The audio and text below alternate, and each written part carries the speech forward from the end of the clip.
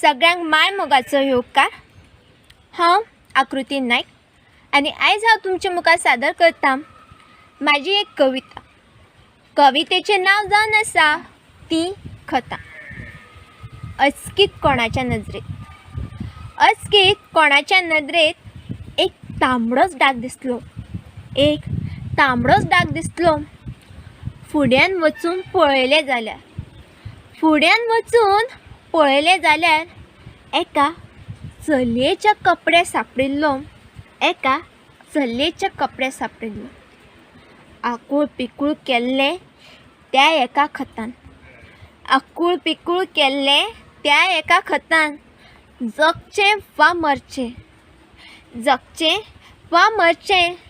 आबूज जाल्लें ह्याच खंतान। एका डागाच्या आगमनान ताचें आयुश्य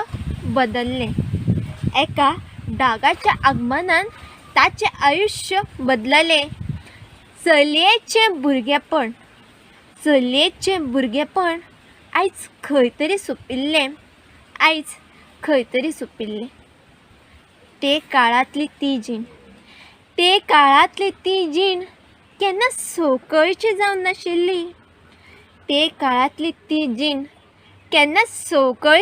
नाशिल्ली।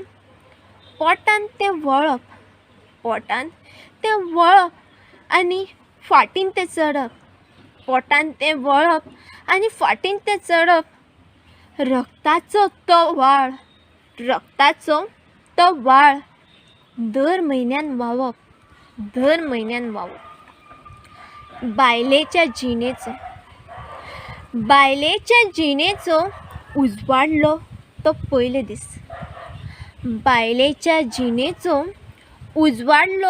तो पयले दीस। फुडाऱ्यांच्या जापसालदारींची रुजयली आयज पयली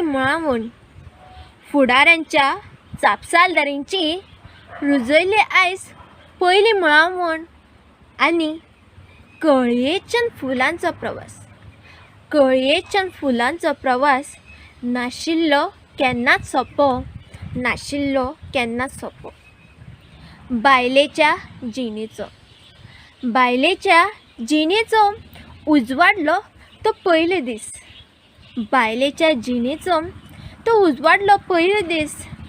फुडाऱ्यांच्या जापसालदारीची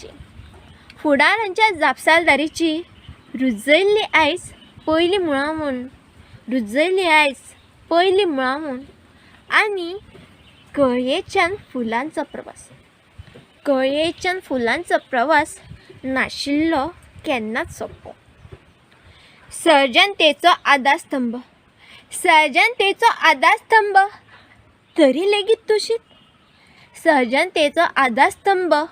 तरी लेगीत दूषित।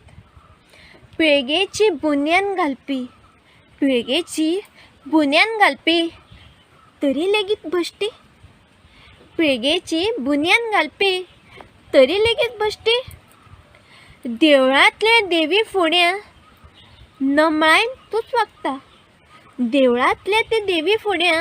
नमळायन तूच वागता। आनी घरांतल्या लक्ष्मीक मात अन्यायान तूच सतयता। जाग घेणारी समाजांतल्या कणाकणांतल्यान जाग। एका आवाजान तुज्या सगळ्यांक जाग